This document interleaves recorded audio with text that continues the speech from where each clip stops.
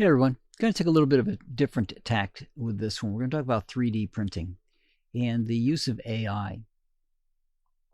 Now, I use AI in some of my 3D prints. Basically, what I'm doing is creating an image, an outline, if you will, that I can use in the print. Sometimes it's an outline. If you looked at the Etsy store, you'll see that there are certain things in there that are nightlights, and they were all AI generated so that I could put together a simple nightlight, right? It's a lithophane, so the light coming through, that's when you see the image that's there. But I didn't create the original image. Now, there are some reasons why I didn't do that. For example, I didn't want to grab something that was patently copyrighted. So if I create something, the images of the skulls, that's a skull. Anybody can take a picture of a skull or grab a skull. But for some of the other things in there, I wanted to make sure that I couldn't find any image that looked like it, right? I wanted it to be unique enough that it wasn't something that anybody else had created. But on the flip side, it's not something I created either. Now, my sketching ability was much better years ago, and my spare time was much better years ago. So I'm trying to balance out the fact of creating something useful for people with the time that I have. And that's why the stuff is priced the way it is, because it's not the original idea. The idea was mine. The image that was used is not. The design that I use, again, is another program that's rendering that for me.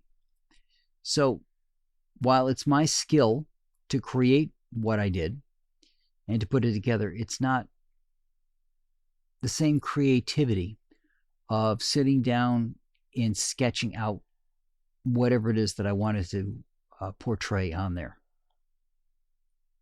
Take, for example, a wolf's head. Let's say I wanted to create something with a wolf's head on it. Now, you've seen some wolf's head. There's a ton of them out there for team mascots and things like that. Just the stylized outline of a wolf, right? There's no detail to it. There's no even eye to it. Usually it's just the outline of a wolf's head. So there's a bunch of those. And I could sketch a wolf's head eventually.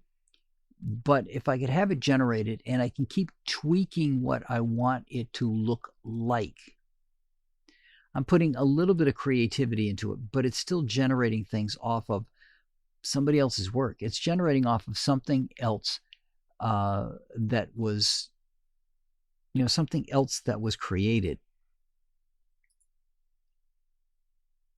And I've done enough with the textual side of the generative stuff to learn how it actually does things. AI is just math, basically. If it's creating an image, it doesn't know what an image looks like. It just knows based off of other images what things kind of go with what other things. It does that especially with words. If you've typed on your phone and it's given you what it thinks the next word is that you want to use, it's because it was fed a huge set of work that taught it what words would come near each other. So there's a mathematical probability of what word you might be using next. There was a program that came out long before computers had the ability to recognize speech, built into the operating systems anyway. It was called Dragon Naturally Speaking. The first thing that wanted to do was take every email that you wrote, everything that you wrote, web pages, text documents, anything that it could get its hands on, so that it would know how you structured your sentences. Because that way, if it couldn't quite figure out what it is that you said, if it couldn't figure out the word, it could look at all of what it learned about you and determine what the word was based off of what you did before. It gave it a way to determine specifically for you what should be put together in your sentence that you just said. It made it very specific to you. Now, the operating system ones obviously are much more generic. They're just used how a normal person would speak, which means depending on what your dialects are or what part of the country you're in, your sentence structure might differ from the model, and it might not do as good a job for you, for example, as it would for other people. Pronunciations, for example, always tripped up these models because they were trained on a generic pronunciation, and if there was anything specific to it, like a Boston accent, it could trip it up, or a Maine accent. Maine cadence, Maine structure, and Maine pronunciations were one of the biggest things back in the day that these models had issues with.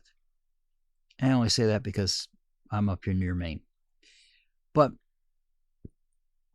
again, that's not creativity. That's probability. When you ask it to create an image, it just takes a bunch of images tagged the way you say. So let's say you said a farmhouse. It's going to do a barn for you from a farmhouse. It has a bunch of barns tagged. It's going to jumble those all in its little memory that it's got and generate something based off of this conglomeration of barns that it has seen. And if you get more specific about it, then it probably will just pare away those. If you want one with a single door as opposed to a double door, it might go for a very narrow barn that it's going to generate. For example, if you're going to double door, wider barn, right? Whatever it has in its learning model that it got, it's what it's going to use to generate. So again, it's generative AI. It's not creative AI. When it goes through and does some of the rather, I don't want to say nastier parts of it, but things that are much less respectful of people, depending upon where it puts them, what that puts them in, how it poses them, whatever it is that you've done. It's just basing that off of other things that it was fed, and it can't do a good job of it if it wasn't fed those kinds of images. So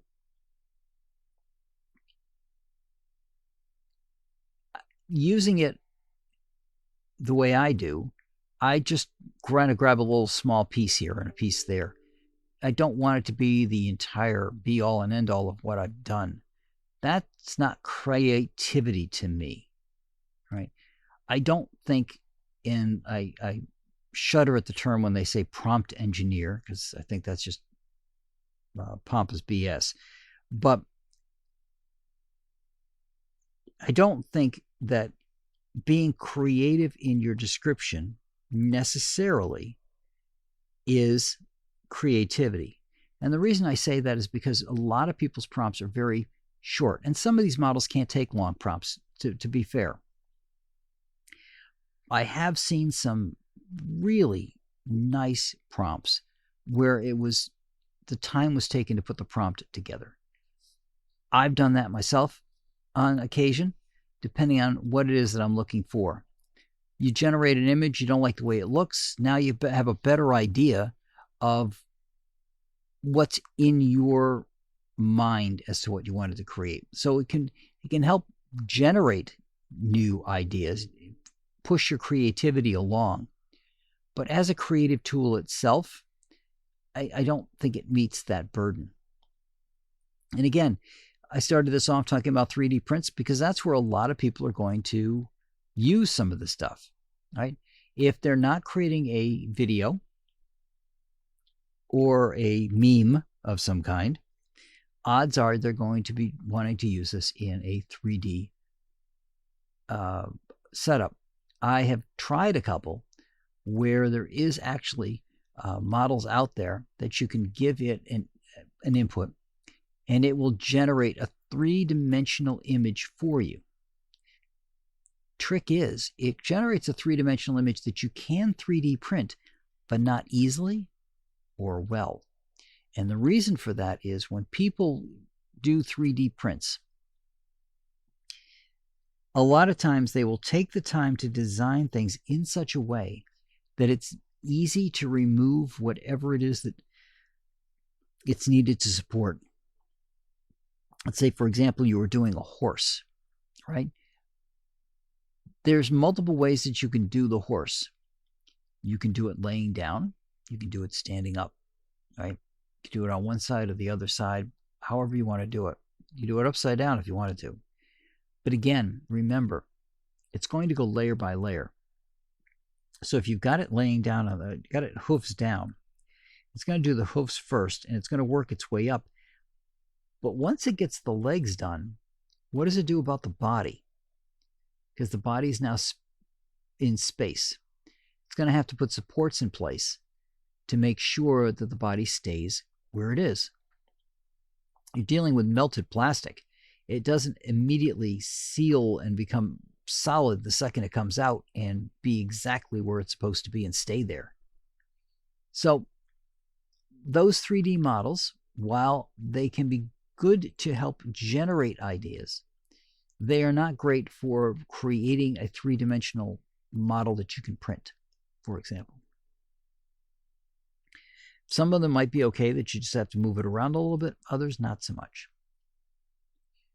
But when a human creates a 3-dimensional model, they'll take those things into consideration, which the AI doesn't know anything about. It's just generating a 3-dimensional image of whatever it is that you said. Again, based off a mathematical probability of what goes where with what you said. Looking at the words that you put together, doesn't understand the words. It understands the pattern of what you've got on a mathematical basis, and then tries to generate what you've said, again, based off the mathematics of what you said, what words were in there, and what words should go with what you put in there to expand out whatever short prompt you might have put in. Now, if you said, give me a 20-year-old woman, it's going to look through anything that's tagged 20-year-old woman. You didn't tell hair color, you didn't say height, you didn't say anything else. It's just going to give you a generic thing that it puts together, trying to figure out what other things would go with that phrase, right? And the body shape is going to be based off of what things it thinks, quote unquote, based off its mathematical model, are words that would go with that. And depending on what it's seeing, you could get some very distorted female figures out of something like that. But if you prompt it correctly and put everything together so you're being descriptive about what it is that you want, that's a little bit more on the creativity side, right? You have to stop, you have to think, and you have to design out what it is that you want the final image to look like.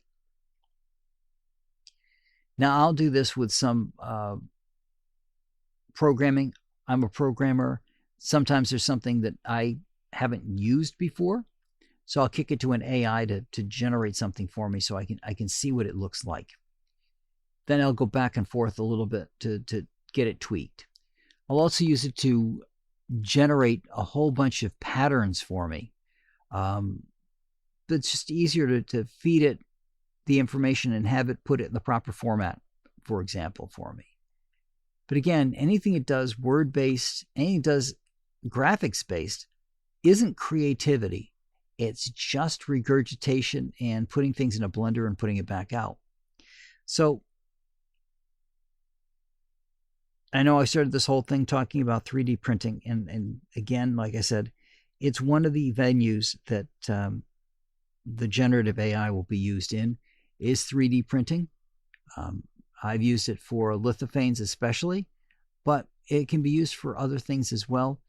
Just keep that in mind, that if you are looking at something that somebody actually created by hand, odds are the price point on it is going to be much greater than something that they generate by AI, unless they don't value their own work, in which case it might be the same. But generated stuff should sell for a much lower price point than something that was actually completely created by hand. That's my opinion for this week. I'll talk to you guys all next week.